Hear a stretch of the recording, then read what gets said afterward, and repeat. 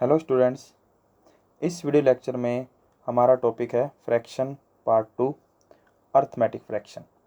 इससे पहले हमने पार्ट 1 में फ्रैक्शंस अर्थमेटिक फ्रैक्शंस पे जो थियरी पार्ट था वो देखा था कि भिन्नें दो तरह से यूज़ होती हैं, एक सिंप्लीफिकेशन में और एक अर्थमेटिक में। तो ये अंकगणित में इसका क्या यूज़ है, कैसे उसे यूज़ करेंगे, वो मैंने आपको सारा थियरी पार्ट में बताया था। अब उन पे बेस्ड हम क्वेश्चंस देखते हैं। तो फर्स्ट क्वेश्चन है हमारा, किसी संख्या का 4/7 84 हो तो वह संख्या क्या होगी। कह रहा किसी संख्या का 4/7 84 हो तो वह संख्या क्या होगी। तो काफ़ी अच्छा क्वेश्चन है, ध्यान से देखना। तो फ्रैक्शन में थियरी पार्ट मैंने आपको बताया था कि हमारे पास दो तरह के लॉजिक होंगे। पहला लॉजिक था सिंगल फ्रैक्शन, दूसरा था मोर देन वन फ्रैक्शन। ये हमारा लॉजिक है सिंगल फ्रैक्शन। तो फ्रैक्शन हमें दिया है 4/7। सिंगल फ्रैक्शन में मैंने आपको बताया था सबसे पहले हम भिन्नों के अंश और हर को न्यूमरेटर और डिनोमिनेटर का नाम डिसाइड करेंगे कि 4 का नाम क्या है, 7 का नाम क्या है। बेसिक नाम जो है 7 का नाम होता है बेस, मतलब जिससे तुलना हो रही है।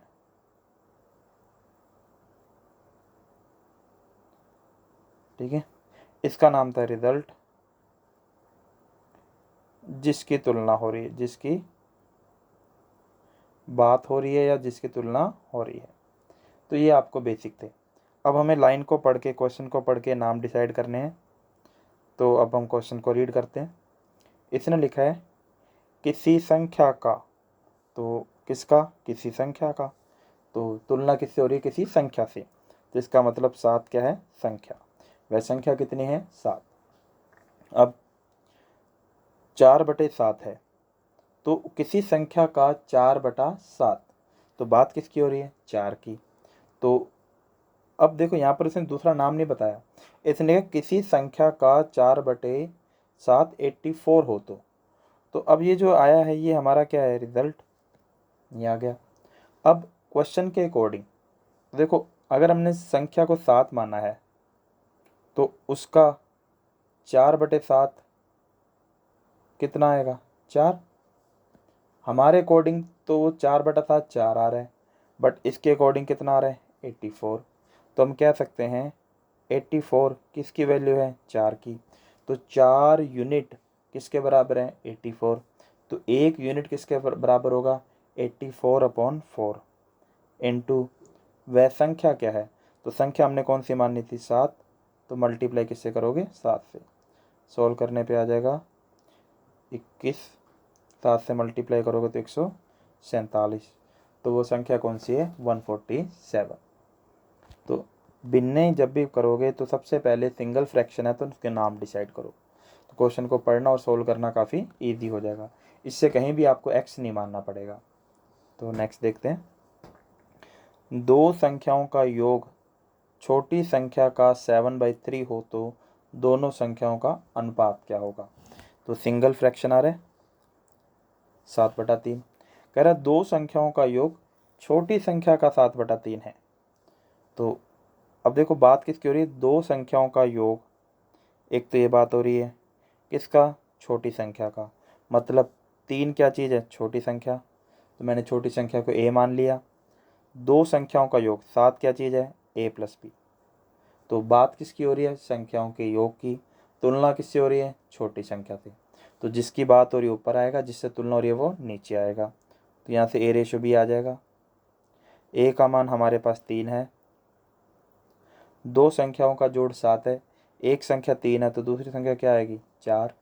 रेशो 3:4 भी आ सकता है और 4:3 भी आ सकता है, दोनों सही हैं।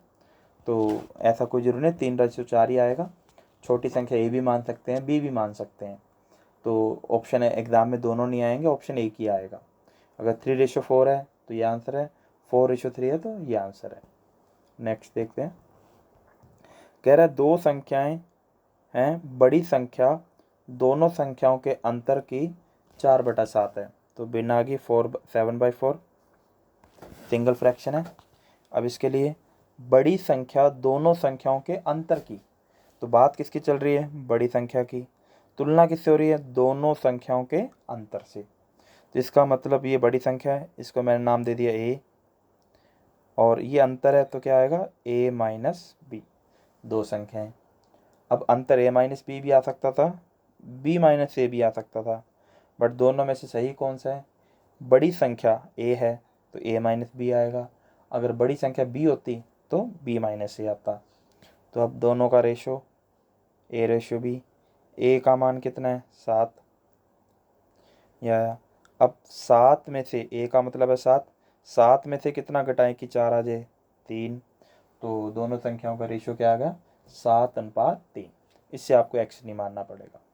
नेक्स्ट देखते हैं, कह रहा किसी संख्या का 1/5 उस संख्या के 1/7 से 10 ज़्यादा है। तो ये आपका है डबल फ्रैक्शन। इसमें दो फ्रैक्शन आ रहे हैं, 1/5 और दूसरा फ्रैक्शन आ रहा है 1/7। अब देखो इसे कैसे सॉल्व करना है। तो जब भी दो फ्रैक्शन आ जाएं तो सबसे पहले मैंने कहा था बेस चेक, कि हम क्या करेंगे बेस चेक करेंगे। तो बेस चेक करने का रूल क्या था, हमें फ्रैक्शन से क्वेश्चन पूछना है किसका। तो पहला फ्रैक्शन है 1/5, उससे हमने किसका क्वेश्चन पूछा किसका, तो 1/5 किसका किसी संख्या का, तो इसका बेस क्या है संख्या। फिर 1/7 से पूछा किसका, 1/7 किसका उस संख्या का, तो दोनों उसी संख्या का, तो दोनों का बेस कैसा है सेम। अगर दोनों का बेस सेम है तो फर्दर फिर आपको 3 मेथड बताए थे। पहला मेथड था 100, दूसरा था एलसीएम, तीसरा मेथड था हमारा रेशो। 100 वाला मेथड हम फ्रैक्शन में यूज़ नहीं करेंगे, ये आपका परसेंटेज में काम आएगा। तो दो ही मेथड बचे हैं, एक एलसीएम और दूसरा रेशो। मैं इस क्वेश्चन को दोनों मेथड से सॉल्व करूँगा अभी, बट हमें एक्स नहीं मानना कहीं भी।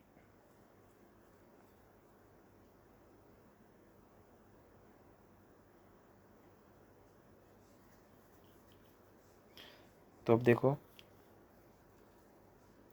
तो सबसे पहले एलसीएम, तो पहली भी ने 1/5, दूसरी है 1/7, 5 और 7 का एलसीएम 35, इसका नाम है संख्या, तो माना संख्या है 35।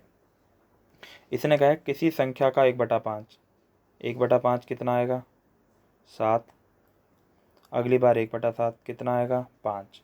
तो कह रहा है 1/5 1/7 से ज़्यादा है, तो मतलब 7 5 से ज़्यादा है, कितना ज़्यादा है 2, हमारे अकॉर्डिंग। क्वेश्चन के अकॉर्डिंग कितना ज़्यादा है 10, तो 10 में किसका भाग करोगे 2 का, तो जो संख्या है वो ऊपर लिखी जाएगी, जो उसका रेशो जो हमारे अकॉर्डिंग आएगा वो बटे में आएगा। इसका मतलब होता है 2 यूनिट की वैल्यू 10 है, तो 1 यूनिट की वैल्यू क्या आएगी 10/2, तो ये आ जाएगा। आगे इनटू, अब पूछा क्या है वह संख्या, तो संख्या कितनी मानी थी 35, ये आ जाएगा 5, 5 का 5 से 25, 15 और 2 17, 175, ये आ गया। ये था एलसीएम। अब हम देखते हैं रेशो, कि रेशो मेथड कैसे अप्लाई होगा। अब रेशो में आपको क्या करना है, पहले फ्रैक्शन से शुरू करना है, सिंपल। पहला फ्रैक्शन है किसी संख्या का 1/5, तो माना संख्या 5, 5 का 1/5 1। फिर अगले फ्रैक्शन के लिए आपको इसी रेशो को कंटिन्यू करना, नया रेशो नहीं बनाना। तो उस संख्या मतलब 5 का 1/7, तो 7 एलसीएम आया 35, 7 5, ये आ गया। तो देखो 35 तो संख्या आ गई, 1 का मतलब क्या था 1/5, ये कितना था 1/7, तो 1/5 की वैल्यू क्या आ गई 7, 1/7 की वैल्यू क्या आ गई 5, ये आया।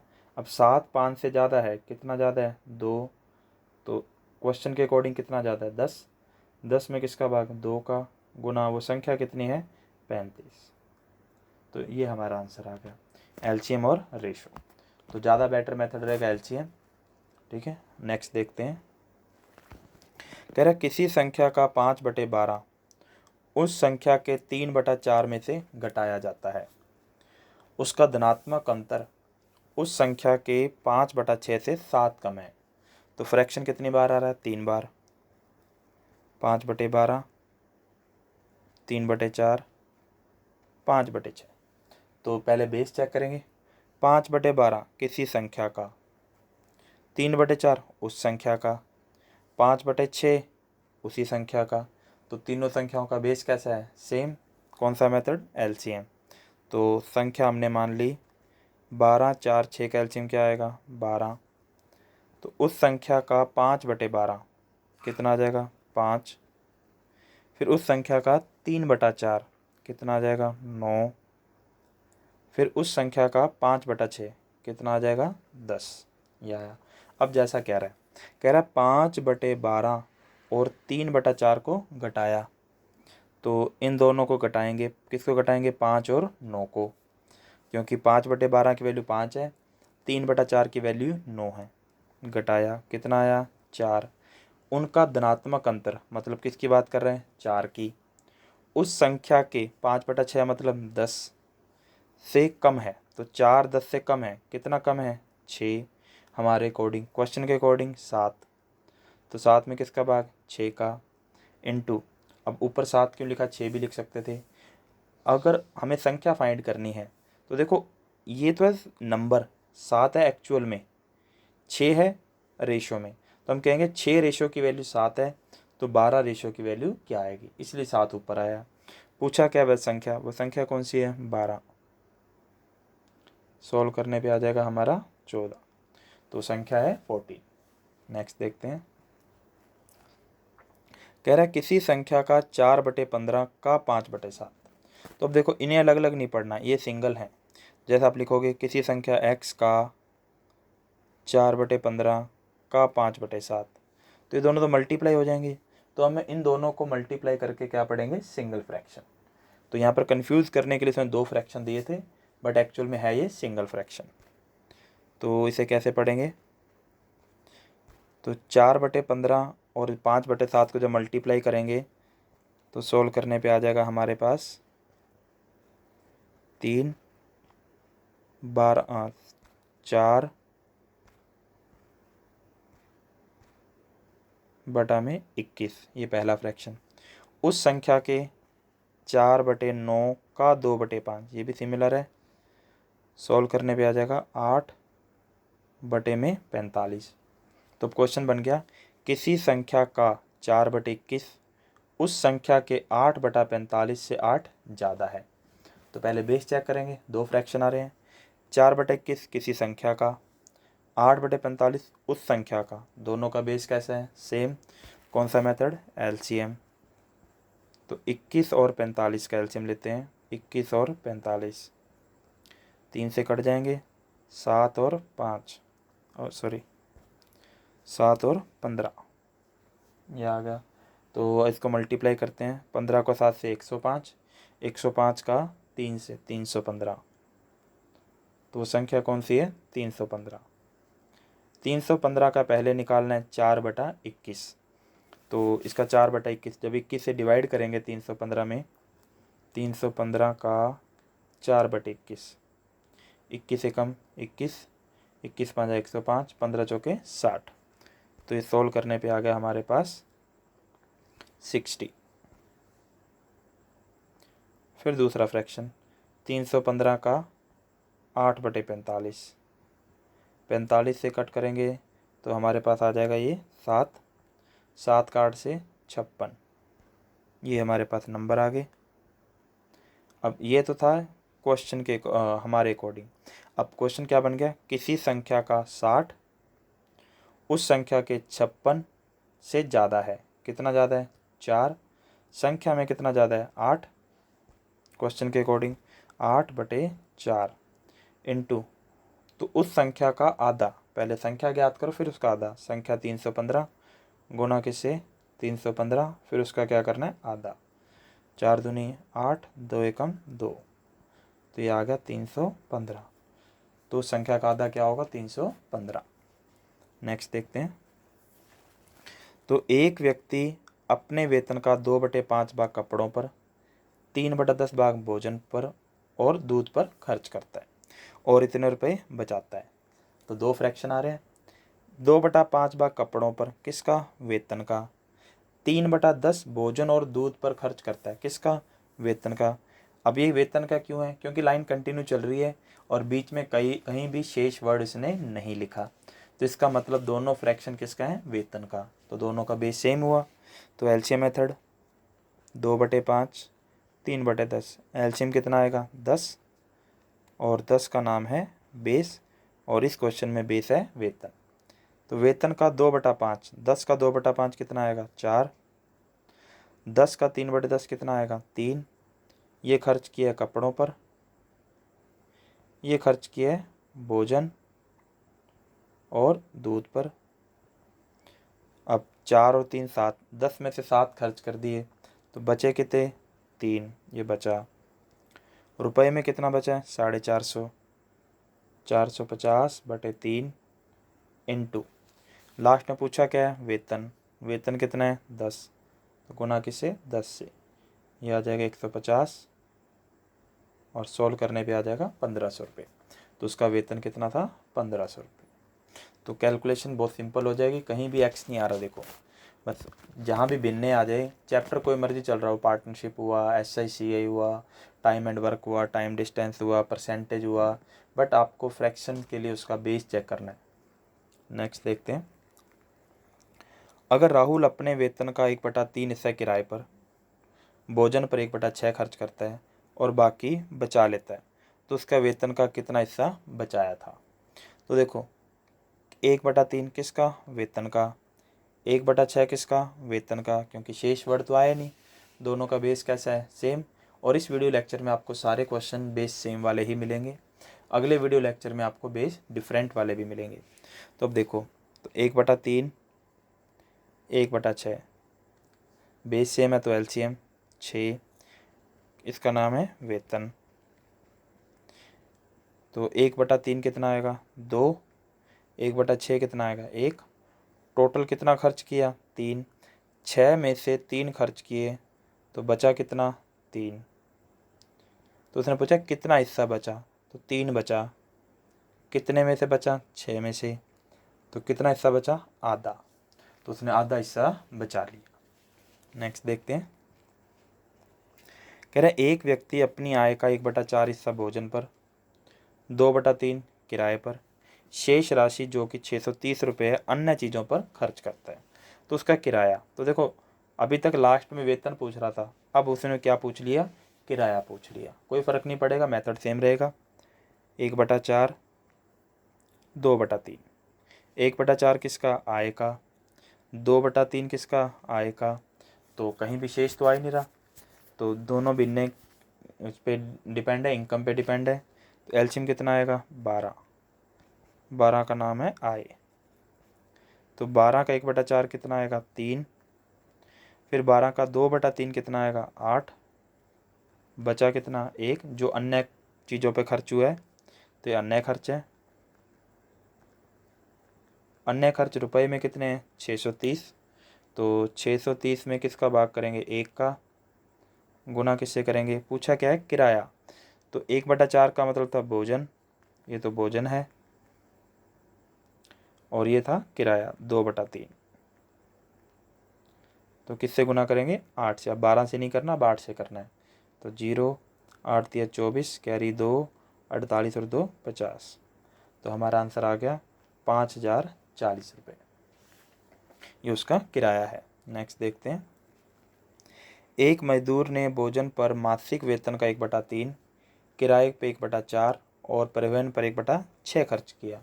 अब तक 2 फ्रैक्शन आ रहे थे, अब आगे 3 फ्रैक्शन। तो 1/3 किसका? वेतन का। 1/4 किसका? वेतन का। 1/6 किसका? वेतन का। क्योंकि लाइन कंटिन्यू चल रही है, बीच में कहीं शेष नहीं आया, तो एलसीएम 1/3 1/4 1/6। तो एलसीएम कितना आएगा? 12। 12 का 1/3 4, 12 का 1/4 3, 1/6 2। तो खर्चा कितना हुआ? 4 और 3 7 और 2 9। 9 खर्चा किया, 12 में से 9 खर्च किए, तो बचाए कितने? 3। आगे उसके पास 200 रुपये बचे, तो बचे कितने? 200। रेशो में 3 इंटू उसका मासिक वेतन कितना था? 12। तो मल्टीप्लाई किससे करेंगे, 12 से 4, तो हमारा आंसर क्या आ गया, 8,000। उसका वेतन था 8,000। तो नेक्स्ट देखते हैं। एक व्यक्ति भोजन पर अपने वेतन का 1/3, स्वास्थ्य पर 1/5 और कपड़ों पर 1/7 खर्च करता है। तो 1/3 किसका, वेतन का, 1/5 किसका, वेतन का, 1/7 किसका, वेतन का। तो सबका बेस कैसा है, सेम। एलसीएम 3, 5 और 7 का एलसीएम कितना आ जाएगा, 105। तो पहला खर्चा कितना है, 1/3, तो 105 का 1/3 कितना आ जाएगा, 35। उसके बाद है 1/5, 1/5 कितना आएगा, 21। फिर 1/7 कितना आएगा, 15। ये आगे खर्चे। तो यदि उसके पास अभी भी 15,300 रुपये बचे, तो ये सेविंग बता रहा है। कितने बचे वो चेक करते हैं। तो 5 और 1 6 और 5 11, कैरी 1, 3 और 2 5 और 1 6 और 1 7। तो उसने 105 में से 71 खर्च कर दिए। तो बचाए कितने, 5 में से 1 घटाया 4, 10 में से 7 घटाए 3, ये उसके पास बच गए। रुपए में कितने बचे हैं, 15,300, रेशो में 34, इंटू पूछा क्या उसका वेतन, वेतन कितना है, 105। अब इसे सॉल्व करते हैं। तो 17 की टेबल पे कट रहा है, तो 17 में 153, तो यहाँ आ जाएगा 900, 17 दूना 34, 2 से कट जाएगा तो 450। अब 105 का किससे मल्टीप्लाई करना है, 450 से। तो मल्टीप्लाई करते हैं, 105 का 0 से करोगे तो 0, 105 का जब 5 से करेंगे तो कितना आएगा, 525, 525 का 5, कैरी कितनी आएगी, 52। अब जब 105 का जब हम 4 से करेंगे तो कितना आएगा, 420 और 52, 420 और 52 कितने, 472। यह आ जाएगा 47,250 रुपये, ये उसका वेतन आ जाएगा। तो इस तरह से आपको कहीं भी बिनने वाले क्वेश्चन को सोल्व करने में दिक्कत नहीं आएगी। नेक्स्ट देखते हैं। कह रहे एक व्यक्ति भोजन पर अपने वेतन का 1/4, स्वास्थ्य पर अपने वेतन का 1/6 और कपड़ों पर अपने वेतन का 1/5 खर्च करते हैं। यदि उनका कुल खर्च 7,400 रुपये हो तो भोजन और स्वास्थ्य पर खर्च का अंतर क्या होगा। तो देखो, तो सबसे पहले खर्चा कितना है, 1/4, 1/6, 1/5। 1/4 वेतन का, 1/6 वेतन का, 1/5 वेतन का। तो सबका बेस कैसा है, सेम। एलसीएम 4 6 5 का एलसीएम कितना आएगा, 60। इसका नाम है वेतन। फिर 60 का 1/4 15, 10 और 12, ये आगे खर्चे अलग अलग। 1/4 15, 1/6 10, 1/5 12। फिर कह रहे यदि उसका कुल खर्च, अब 7,400 बची हुई राशि नहीं है, यह है कुल खर्च। तो कुल खर्च जोड़ते हैं, 15 और 10 25 और 12 37। तो उसका कुल खर्च कितना है, 37। रुपए में कितना है, 7,400। किसका भाग, 37 का, मल्टीप्लाई किससे करना है, पूछा क्या, भोजन और स्वास्थ्य पर खर्च का अंतर। भोजन पर कौन सा था, पहले वाला 15, स्वास्थ्य पर कौन सा था, दूसरा 10, अंतर कितना है, 5। तो मल्टीप्लाई किससे, 5 से। 37 दूना 74, 200 कितना आ जाएगा, 1,000 रुपये। ये हमारा आंसर आ जाएगा। तो उसका जो अंतर है वो है 1,000 रुपये। तो ये थे वो क्वेश्चन जिसमें बेस कैसा था, सेम। किसी में आपसे टोटल पूछ लिया था, किसी में बची हुई राशि दी थी, किसी में आपको कुल खर्च दे दिया, किसी में आपको बीच वाला डेटा पूछ लिया। तो हर तरह के क्वेश्चन का आंसर आपको इस मेथड से मिल जाएगा, इंस्टेड ऑफ एक्स मानने की बजाय। एक्स मानोगे सभी क्वेश्चन अलग अलग सॉल्व करने पड़ेंगे, बट इससे आपको सारे के सारे रिजल्ट एक साथ मिल जाएंगे। तो इस वीडियो लेक्चर में इतना ही। मोइसर क्लास की मोबाइल एप्लीकेशन डाउनलोड करने के लिए प्ले स्टोर में लिखें मोइसर क्लासेस। ये हमारी मोबाइल एप्लीकेशन है, इससे डाउनलोड करके अपने मोबाइल में इंस्टॉल कर रहे हैं। तो आपको इस एप्लीकेशन पर मोइसर क्लास की जो बुक्स हैं, जो हम क्लास में सॉल्व करवाता हूँ मैं, वो सारी आपको इस ऐप पर अवेलेबल रहेंगी। तो इस वीडियो लेक्चर में इतना ही। Okay, thank you.